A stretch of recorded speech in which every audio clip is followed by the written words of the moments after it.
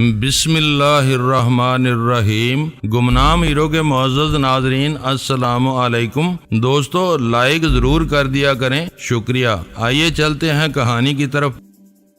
یہ نہ بھولو کہ جارج شلز ان کا قریبی ساتھی اور نجم داؤدی تھا۔ اس کے ایمبولینس کے ذریعے پہنچنے کی خبر نے انہیں مضطرب کر دیا ہوگا۔ ویرا نے جواب دیا، وہ تمہارا مقابلہ کرنے نہیں، اپنی نظروں سے جارج شلز کی حالت دیکھنے کے لیے آئے تھے اور اب خود وہاں تماشائے عبرت بنے پڑے ہیں۔ بلیک ڈیڈ کی آواز احتجاجیہ تھی۔ مجھے افسوس اس بات کا ہے کہ اس مقابلے میں تمہارا ایک آدمی غائب ہو گیا۔ اگر سارے محافظ زیر کر لیے گئے تھے تو پھر وہ کہاں ہو سکتا ہے؟ میں نے کہا، اس ایک آدمی کی وجہ سے میں 12 زندگیوں کو داؤ پر نہیں لگا سکتا تھا۔ ہو سکتا ہے کہ وہ کسی کونے خطرے میں جا کر بے ہوش ہو گیا ہو۔ اگر وہ زندہ ہے تو میں ہر قیمت پر اسے رہا کرا لوں گا۔ وہ اس مقابلے میں کام آ چکا ہے تو میں اس کے لیے کچھ بھی نہیں کر سکوں گا۔ ایسے واقعات سے تمہارے دوسرے کارکنوں میں عدم تحفظ کا احساس پیدا نہیں ہوگا۔ یہ واقعات ان کا حوصلہ بڑھاتے ہیں۔ ہر شخص اس بات کا اعتراف کرے گا کہ میں نے 11 نمبر کے لیے اسے زیادہ مہلک خطرات میں نہیں جھونکا۔ ویسے بھی 11 نمبر کے وہاں رہ جانے سے مجھے اور میرے آدمیوں کو بھاری فائدہ پہنچے گا۔ بات کرتے کرتے اس نے چونک کر کہا، ایک آدمی سے ہاتھ دھو کر تم کس فائدے کی توقع کر رہے ہو؟ یہ میرا پروگرام یا ارادہ نہیں تھا۔ ڈرائیور کی موجودگی کی وجہ سے اس نے مدافعانہ انداز میں بات شروع کی۔ میں ہمیشہ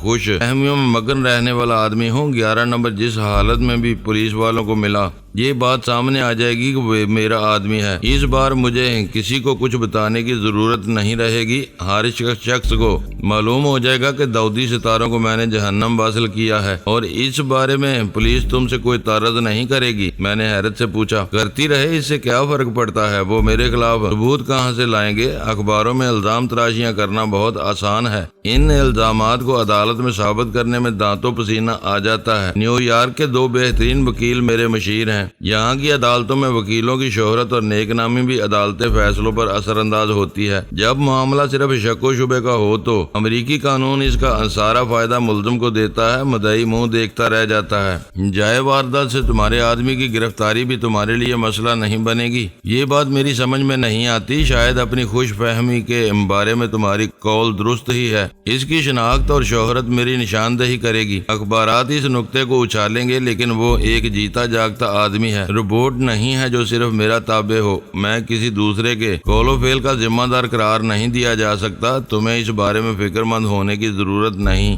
وہ اپنے وہاں موجودگی کا کیا جواز پیش کرے گا؟ میں نے حیرت سے احتجاج کیا۔ وہ اپنے وکیل سے مشورہ کر کے بیان دے گا۔ وہ جو کچھ بھی کہے میرے خلاف زبان نہیں کھولے گا۔ وہ جانتا ہے کہ آخرکار اسے رہا کرانا میرا فرض ہوگا۔ اگر 11 نمبر وہاں نہ رہا ہوتا تو تم اس واقعے میں اپنی شمولیت کی خبریں یا افواہیں کیسے پھیلاتے؟ اس کی کاج بحثی پر چڑھ کر میں نے ایک ناخوشگوار سوال کر ڈالا۔ بلیک ڈیڈ نے پلٹ کر مجھے گھورا اور سخت لہجے میں کہا، انہیں ایمبولینس کے ڈیش بورڈ میں ایک لفافہ ملے گا جس میں ایک کمپیوٹر سلپ موجود ہے، ہارلم کے خون کا حساب۔ اس پر لکھی ہوئی یہ سطر بہت کافی ثابت ہوگی۔ سب جانتے ہیں کہ ہارلم کس کا علاقہ ہے۔ میری اور آئزیک بیل کی آویزش کے قصے ابھی بھی گردش میں ہیں۔ تمہاری ان باتوں سے یہ معلوم ہو رہا ہے جیسے نیو یارک بھی کولمبیا کا کوئی شہر ہے جہاں قانون کی عملداری بہت کمزور ہے۔ سارا اختیار تمہارے اور تم جیسے لوگوں کے ہاتھوں میں مرکوز ہے۔ یہ تمہاری غلط فہمی ہے، بلیک ڈیڈ نے سنجیدگی سے کہا۔ میں اپنے معاملات کو بٹانا جانتا ہوں۔ تمہارے لیے فخر اور خوشی کی بات یہ ہے کہ تمہارا بتایا ہوا منصوبہ 100% کامیاب رہا ہے۔ اس کامیابی کے ذریعے میرے ساتھ تم دونوں نے بھی اپنے مقاصد حاصل کر لیے ہیں۔ تم ٹھیک کہہ رہے ہو، ویرا نے ایک گہرا سانس لے کر کہا۔ آج 2 ڈیوڈ سٹارز کو اپنے ہاتھوں سے جہنم واصل کر کے میرے دل میں ٹھنڈک پڑی ہے کہ میں نے آخرکار جیمی لائٹ کا بدلہ لے ہی لیا۔ آئزیک بیل کے انجام سے مجھے ذرا بھی خوشی نہیں ہوئی تھی۔ خون کا بدلہ صرف اور صرف خون ہوتا ہے، جبکہ وہ مکار اپنی ساری ذلتوں کے باوجود اب تک زندہ ہے۔ یہ کل کے اخباروں سے ہی پتہ چلے گا کہ کس نے کس کو مارا ہے۔ جارج شلز کے سوا ہمارے لیے وہ تینوں ہی اجنبی تھے۔ میں نے قدرے توقف کے بعد کہا، 1-1.5 گھنٹے بعد ریڈیو اور ٹیلی ویژن سے سب کچھ معلوم ہو جائے گا۔ بنیادی خبر ان ہی ذرائع سے ملتی ہے۔ اخبارات کی ضرورت تفصیل اور کہانیوں کے لیے پیش آتی ہے۔ گاڑی میں باقیہ سفر خاموشی سے طے ہوا۔ ہم تینوں میں سے ہر ایک اپنے خیالوں میں کھویا ہوا تھا۔ ہم تینوں کو اتارتے ہی ڈرائیور گاڑی کو فوراً آگے بڑھا لے گیا۔ مائک شاید اندر کسی کھڑکی سے لگا اپنے آقا کی واپسی کا انتظار کر رہا تھا۔ ڈور بیل بجانے یا دستک دینے کی نوبت آنے سے پہلے اس نے ہمارے استقبال کے لیے دروازہ کھول دیا۔ ہم لوگ مکمل اور شاندار کامیابی حاصل کر کے آئے ہیں۔ اندر پہنچنے کے بعد بلیک ڈیڈ نے مائک کو اپنی خوشی میں شریک کرتے ہوئے کہا، ٹونی ہمارے ساتھ نہیں لوٹ سکا۔ اوہ،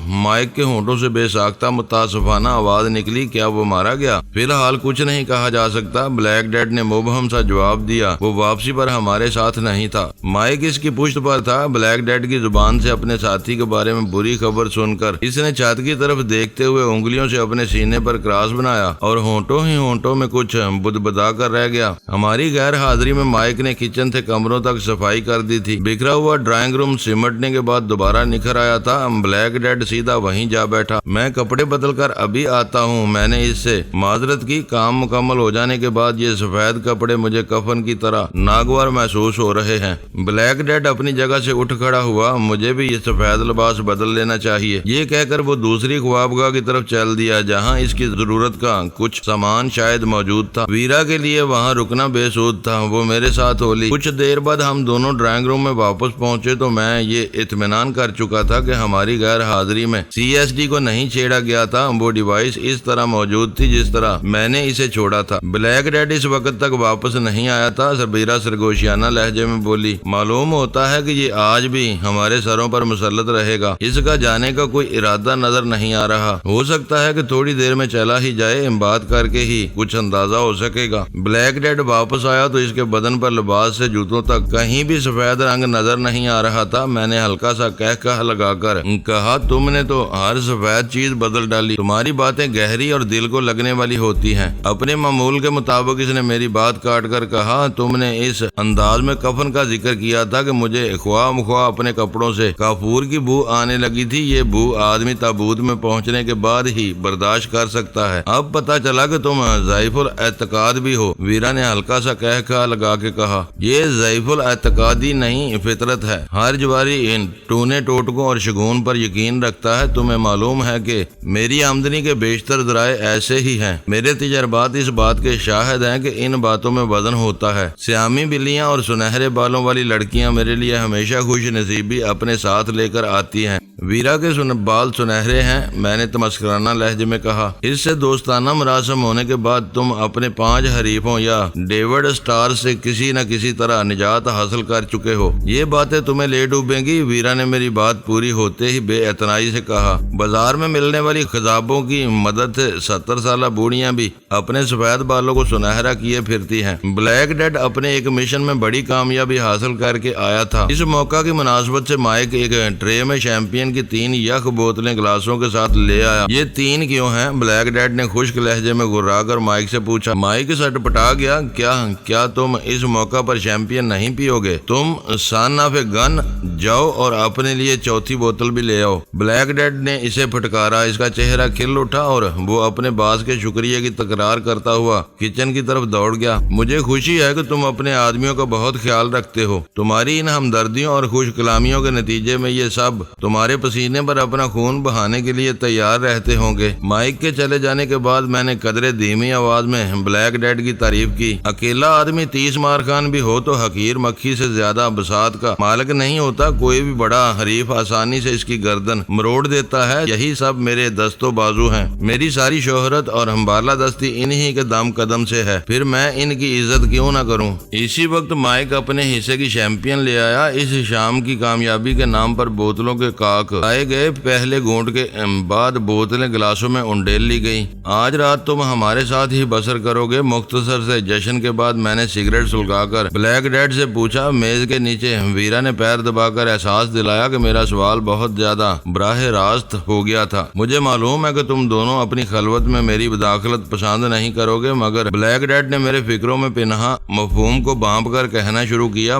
مگر میں نے اس کی بات کاٹ دی۔ تم غلط سمجھ رہے ہو۔ یہاں ایک ساتھ رہ کر ہم بہتر طور پر نئے مسائل کے خلاف کوئی منصوبہ بندی کر سکیں گے۔ میں تم سے ان تجویز کی تائید چاہ رہا تھا۔ اس نے غور سے میری طرف دیکھا۔ شاید وہ میری آنکھوں میں جھانک کر میرے الفاظ کا وزن پرکھنا چاہ رہا تھا۔ مطمئن ہونے کے بعد بولا، تھوڑی دیر میں ٹیلی ویژن سے خبریں آنی شروع ہو جائیں گی۔ میں بھی یہیں رکنا چاہ رہا ہوں۔ تمہارے مشورے مجھے بہت کارآمد محسوس ہوتے ہیں۔ دقت یہ ہے کہ مجھے اب جائے واردات سے اپنی غیر حاضری کے چند معزز گواہ بھی پیدا کرنے ہوں گے، اس کے لیے مجھے جانا ہی ہوگا۔ وہ اپنے معتبر وکیلوں کے ذریعے قانون کی کمزوریوں سے کھیلنے کا عادی تھا، لیکن اس کے لیے بھی کچھ نہ کچھ ہوم ورک کرنا اور بنیادیں فراہم کرنا ضروری تھا۔ میں نے کہا اگر یہ درست ہے تو تم جہاں بیٹھ کر وقت ضائع کیوں کر رہے ہو؟ وقت کا فرق بڑھنے سے تمہارے لیے مسائل پیدا ہو سکتے ہیں۔ وہ چیمپئن کا گلاس پانی کی طرح گھٹا گھٹ خالی کر کے اٹھ کھڑا ہوا۔ میں جا رہا ہوں، کوئی نئی بات ذہن میں آئی تو فون پر تم سے رابطہ کر لوں گا۔ میں نے دل ہی دل میں خدا کا شکر ادا کیا کہ وہ وہاں سے رخصت ہونے پر آمادہ تھا۔ مائک اس کا پروگرام سنتے ہی گلاس سمیت ڈرائنگ روم سے نکل گیا۔ بلیک ڈیڈ کو اسے کوئی ہدایت دینے کی ضرورت پیش نہیں آئی تھی۔ چند منٹ بعد مائک نے اگر اطلاع دی کہ اس کا ڈرائیور گاڑی لے آیا تھا۔ ہم نے بھی مختصر سے ڈرائیو وے پر سیاہ گاڑی کی جھلک دیکھ لی تھی۔ بلیک ڈیڈ فوراً ہی دروازے کی طرف چل پڑا۔ اس بار گاڑی میں ڈرائیور کے ساتھ بلیک ڈیڈ کا گن مین بھی موجود تھا۔ اس کے آدمیوں کی اس پر اسرار آمد اور رپوشی بظاہر چند لوگوں کے مستقل لاسلکی روابط کی مرہون منت معلوم ہوتی تھی۔ تم نے بہت محنت سے پورے گھر کو چمکایا ہے۔ بلیک ڈیڈ کی روانگی کے بعد میں نے مائک کے کندھے پر ہاتھ رکھ کر دوستانہ لہجے میں کہا اب تم کچن سے اپنی ضرورت کی اشیاء لے کر اپنے کمرے میں آرام کر سکتے ہو۔ ہم تمہاری مصروفیات میں مخل نہیں ہوں گے، اور تم دونوں کا ڈنر مائک ضرورت سے زیادہ فرض شناس ثابت ہو رہا تھا۔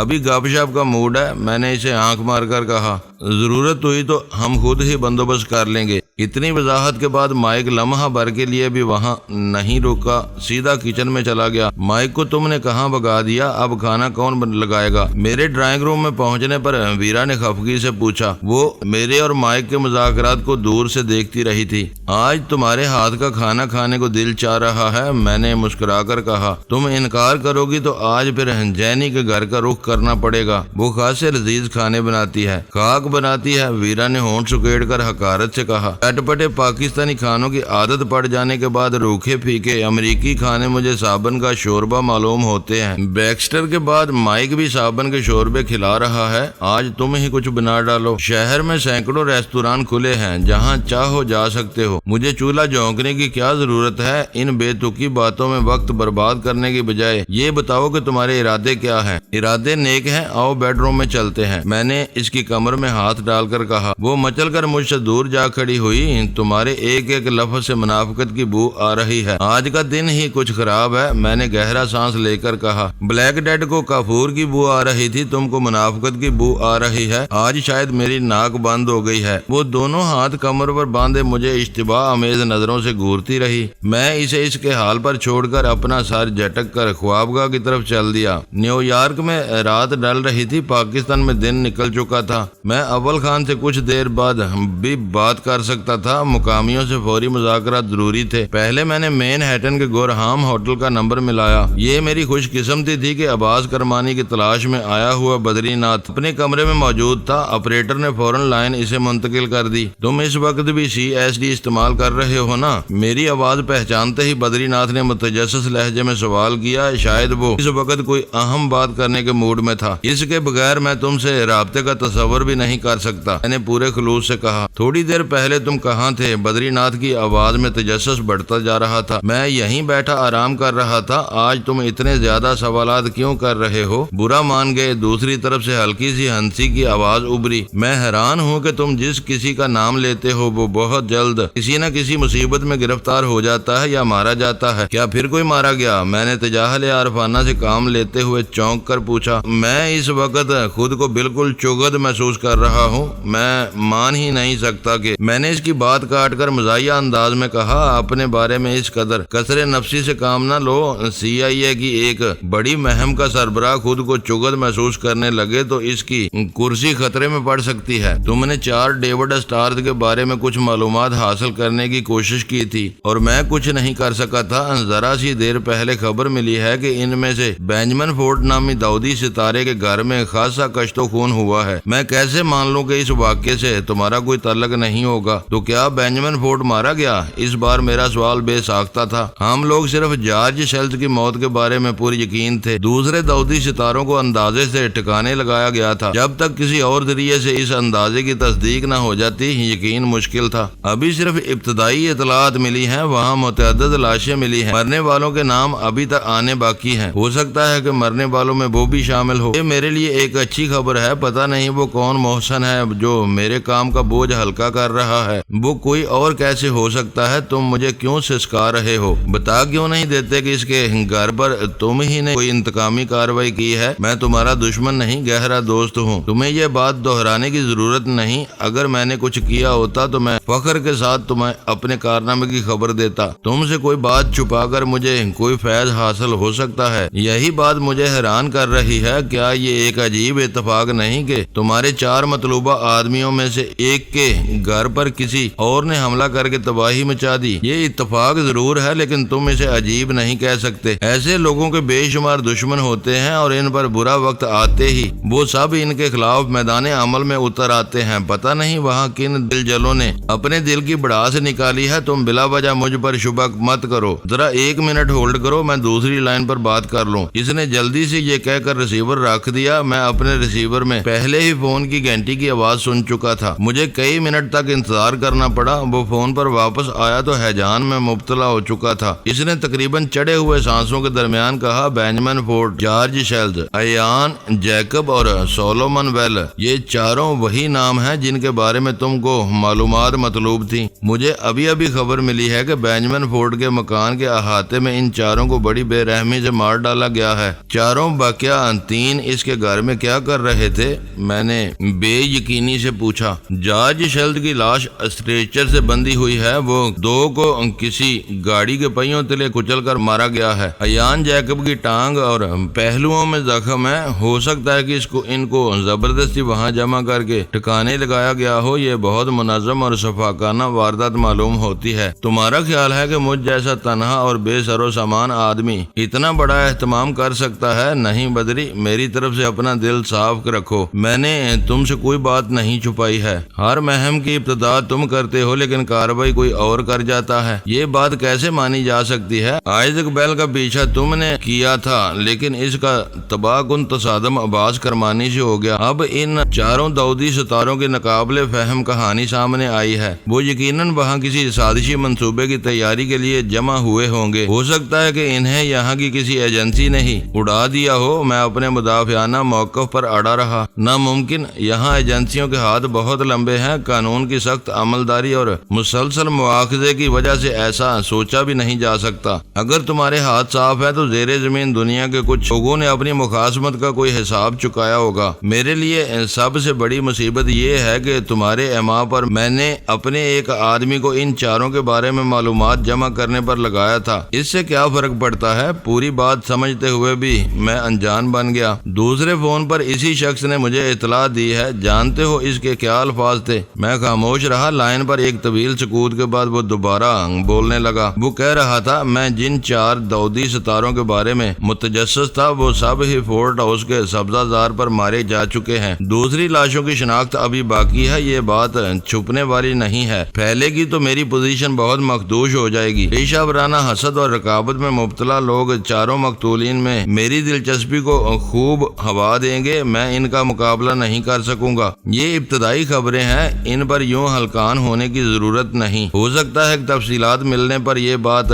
خود ہی صاف ہو جائے کہ قاتل کون تھے۔ ان میں تمہاری پیش کی دلچسپی بھی کوئی قابل معافی جرم نہیں ہے۔ تم کہہ سکتے ہو کہ تمہیں ان 4 کے خلاف کارروائی کا خدشہ تھا۔ یہ خدشہ کیوں تھا؟ ان 4 کے نام مجھے کس نے دیے؟ وہ 4 تو ایسی محتاط زندگی بسر کر رہے تھے کہ معززین شہر ہونے کے باوجود کہیں ان کا پتہ یا فون نمبر تک موجود نہیں تھا۔ تم اپنے شعبے کے ایک سینئر اور ذہین افسر ہو، خود بھی کچھ سوچنے کی کوشش کرو۔ تم شیام ناتھ کے ہوٹل جاتے رہے ہو، وہاں کوئی تمہیں کچھ بتا سکتا ہے؟ کچھ اجنبیوں کی باہمی گفتگو کے ذریعے وہ نام تمہارے کانوں میں پڑ سکتے ہیں، کیا کچھ نہیں ہو سکتا؟ یعنی میں یہ یقین کر لوں کہ تمہارے ہاتھ صاف ہیں؟ بدری کی آواز سے بے اعتباری متراشا تھی۔ مات یقین کرو اور مجھے سزائے موت دلوا دو، میں نے برہمی سے جواب دے کر فون بند کر دیا۔ اس کی تکرار نے واقعی میرا پارا چڑھا دیا تھا۔ تم نے برا کیا، ویرا نے فوراً ہی تنقید کا سلسلہ شروع کر دیا۔ وہ دودھ پیتا بچہ نہیں ہے جو تمہاری ہر من گڑت کہانی کو درست مان لے۔ اس کی چھٹی حص اس کی صحیح رہنمائی کر رہی ہے تو تم کو اس طرح مشتعل ہونے کی ضرورت نہیں تھی۔ اس حرکت سے شاید تم نے اسے کھو دیا ہے۔ اس کے دماغ سے شکوک و شبہات کا خناس نکالنے کے لیے سخت جواب دینا ناگزیر ہو گیا تھا۔ اگر وہ میرے جواب پر ناراض ہوا ہے تو صبح تک اس کا دماغ ٹھکانے آ جائے گا۔ جائے واردات سے ایک زخمی یا مردہ حملہ آور کی گرفتاری اور ایمبولینس سے ملنے والی تحریر کے بعد میرا دامن خود بخود صاف ہو جائے گا اور وہ اپنے اصرار پر خود ہی شرمندگی محسوس کرنے لگے گا۔ اس کے پاس تمہارا فون نمبر نہیں ہے جو وہ رابطہ کر کے اپنے رویے پر معذرت کر سکے؟ نہ ہو صبح کے اخبارات آنے کے بعد میں فون کر کے خود ہی اس کا دماغ درست کر دوں گا۔ میں لوگوں سے لڑنا جانتا ہوں تو ان سے دوستی استوار کرنے کے گروں سے بھی واقف ہوں۔ کمال ہے، فورڈ ہاؤس میں اتنی بڑی واردات ہو گئی اور وہ ہوٹل ہی میں بیٹھا ہوا ہے۔ بعض اوقات تمہاری عقل پر پتھر پڑ جاتے ہیں، میں نے چڑ کر کہا۔ وہ نیو یارک کا پولیس چیف یا CIA کا ڈائریکٹر نہیں ہے جو ہر معاملے میں اپنی ٹانگ اڑاتا پھرے۔ اسے عباس کرمانی کی تلاش کی ٹاسک دے کر بھیجا گیا ہے اور بس وہ ان لوگوں میں رہ رہا ہے، اس لیے اسے ادھر ادھر سے خبریں ملتی رہتی ہیں۔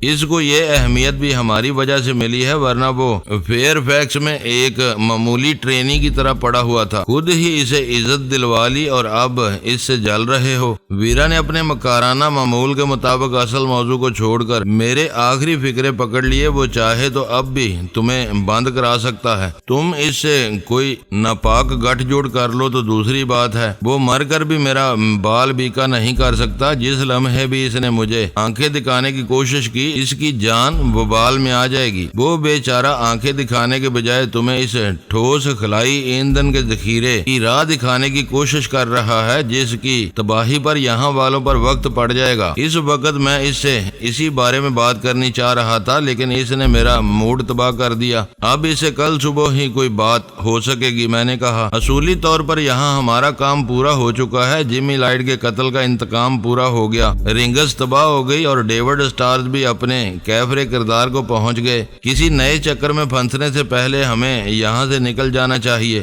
یہ ہماری خوش قسمتی ہے کہ آئزیک بیل اپنی توڑ کوششوں کے باوجود امریکی حکومت کو یہ باور نہیں کرا سکا کہ ہم دونوں امریکہ میں موجود ہیں۔ میں نے ویرا کی بات کاٹ دی۔ یہ انتقامی کاروائیاں تھیں۔ ہمارے نشانوں میں سے ایک نیک موڈلے جو یہاں آ گیا ہے ابھی تک بچا ہوا ہے۔ اس کے بعد کچھ جوابی حملے بھی ضروری ہیں۔ انہیں پتہ چلنا چاہیے کہ ان کی سرزمین بھی دوسروں کی سازشوں کا نشانہ بن سکتی ہے۔ پہلے دن سے تم جوابی کاروائیاں ہی کر رہے ہو۔ یہاں انسانی جانوں کا بھاری اتلاف معمول میں شامل نہیں ہے۔ ہمارے آنے کے بعد یہاں بہت خون بہا ہے، وہ سب دوسروں کے کھاتوں میں گیا ہے۔ ایک ولسن ہی ایسا ہے جو اپنی کہانی سمیت نیو جرسی کے ایک کنویں میں مدفون ہے۔ انہیں پتہ چلنا چاہیے کہ یہ سب ڈینی اور ویرا نے ان کے سینے پر مونگ ڈال کر کیا ہے۔ انتقام اسی وقت پورا ہوتا ہے جب انتقام لینے والوں اور ان کا نشانہ بننے والوں کو کھلی کھلی شناخت ہو چکی ہو۔ اس کے بغیر سب کچھ محض ایک حادثہ، اتفاقی واقعہ یا واردات بن کر رہ جاتا ہے۔ یہاں رہتے ہوئے یہ سب نہیں کیا جا سکتا۔ جس راز کو ہم ہفتوں سے چھپاتے چلے جا رہے ہیں اسے اپنی زبان سے فاش کر کے ہم مصائب میں مبتلا ہو جائیں گے۔ ہماری واپسی کے بعد جس دن پاکستان کے دفتر خارجہ نے امریکی سفیر کو طلب کر کے گیپ کے کاغذات اس کے سامنے رکھے، اسی لمحے یہ کام ہو جائے گا۔ سب کو پتہ چل جائے گا کہ عباس کرمانی وغیرہ کا کوئی وجود نہیں تھا، وہ ہماری اختراع تھی۔ جب تک ہم یہاں ہیں کچھ نہ کچھ کرنا ہوگا۔ میں ہاتھ پر ہاتھ دھر کر نہیں بیٹھ سکتا۔ دن میں نیو یارک کی جدید عمارات، عجائب خانے اور لائبریریاں دیکھو، رات کو تھیٹر ڈسٹرکٹ اور ٹائمز اسکوائر میں آوارہ گردی کرو، تمہارا وقت بہت اچھا گزر جائے گا۔ مجھے امریکہ جیسے موذی ملک کی تاریخ اور ترقی سے ذرا بھی دلچسپی نہیں۔ میں نے حقارت سے کہا میرے لیے موہن جو ہڑپا اور ٹیکسلا کی سیر زیادہ آسودگی کا باعث ہوگی۔ میں تمہیں یہی تو سمجھانے کی کوشش کر رہی ہوں کہ جلد پاکستان واپسی کی فکر کرو۔ میرا دماغ مت چاٹو، میں نے بیزاری کے عالم میں کہا۔ مجھے کچھ کام کرنے دو۔ میں اس کے رد عمل پر دھیان دیے بغیر دوبارہ فون کی طرف متوجہ ہو گیا۔ نمبر ملنے پر میری آواز پہچان کر میجر جنجوا کی آواز میں دوستانہ گرم جوشی عود کر آئی۔ میرے لیے یہ خوشی کی بات ہے کہ نیو یارک میں تمہارے پاس ایک ایسا محفوظ فون ہے جس پر میں کھل کر بات کر سکتا ہوں۔ فون پر ہم ہمیشہ بہت محتاط رہتے ہیں۔ میں نے قطع کلامی کرتے ہوئے کہا ابھی تک تم نے ایسی کوئی بات نہیں کی جس کے لیے ایک محفوظ فون کی ضرورت ثابت ہوتی ہو۔ میں نے کل دوپہر میں تمہیں ان چاروں کے نام پتے بتائے تھے اور ابھی چند منٹ پہلے ٹیلی فون پر بتایا گیا ہے کہ ان چاروں کو فورٹ ہاؤس میں قتل کر دیا گیا ہے، وہ پرجوش لہجے میں کہہ رہا تھا۔ اس بارے میں میجر جنجوا کی تحیر زدہ باتیں منو ان وہی تھی جو میں کچھ دیر پہلے بدری کی زبان سے سن چکا تھا۔ فرق صرف اتنا تھا کہ بدری پر مجھے 100% اعتماد نہیں تھا۔ میں نے ان واقعات میں اپنے کسی بھی کردار سے صاف انکار کر دیا تھا، مگر میجر جنجوا نے اکلوتی ملاقات میں میرا دل جیت لیا تھا۔ اسے میں نے حقیقت سے مطلع کر دیا اور فخر سے اس کی آواز برانے لگی۔ اس منصوبہ بندی میں نے کسی ایک فرد یا ذریعے پر انحصار نہیں کیا تھا۔ معلومات کے بعد جلد از جلد حصول کے لیے ہر اس فرد سے رابطہ کیا تھا جو میرا مددگار ثابت ہو سکتا تھا۔ بلیک ڈیڈ نے مجھے کسی پتے یا نشان کے بغیر وہ 4 نام میرے حوالے کیے تھے۔ بدری ناتھ نے صرف یہ بتایا تھا کہ وہ چاروں معززین شہر میں شامل تھے، لیکن ریکارڈ میں ان چاروں کے پتے ڈیوڈ اسٹارز کے دفتر کی معرفت تھے اور وہ دفتر ان دنوں مکفل تھا۔ للی برنارڈ عرف جینی نے رنگس کے کمپیوٹر ریکارڈ کی چھان بین کر کے جارج شیلز کے گھر کا پتہ بتایا تھا اور میجر جنجوا نے سب سے پہلے بینجمن فورڈ کا نمبر دے کر مجھے ان چاروں میں خوف و ہراس پھیلانے کا اولین موقع دیا تھا اور پھر چاروں کے پتے بھی فراہم کر دیے تھے۔ وہ چاروں اپنے کیفر کردار کو پہنچ چکے تھے۔ ان کے انجام کے بارے میں خبریں سامنے آنے کے بعد میری معلومات کا ذریعہ بنا تھا۔ وہ شخص اس واقعے پر اپنے کردار پر فخر یا ندامت محسوس کر رہا تھا۔ بدری ناتھ مدافعانہ ندامت میں مبتلا تھا۔ مجھے یقین تھا کہ ان کو بھی دکھ پہنچا ہوگا۔ وہ محبت کرنے اور بانٹنے والے ایک نرم دل لڑکی تھی جو کشت و خون سے نفرت کرتی تھی، لیکن بلیک ڈیڈ اور میجر جنجوا کا معاملہ مختلف تھا۔ بلیک ڈیڈ کو نیو یارک کی زیر زمین دنیا میں اپنے اقتدار اور بالادستی کی فکر تھی۔ اسے یقین تھا کہ ان چاروں کی موت کے بعد اسے خاموشی کے ساتھ نیو یارک کا بڑا بدماش یا سرگنا تسلیم کر لیا جائے گا۔ میجر جنجوا کی خوشی کے اسباب ایک سے زائد تھے۔ دوستو ویڈیو کو لائک ضرور کر دیا کریں۔ ISI پاک آرمی زندہ باد، پاکستان پائندہ باد۔ معزز ناظرین اپنا خیال رکھیے گا اور اپنے اس چینل کا بھی شکریہ۔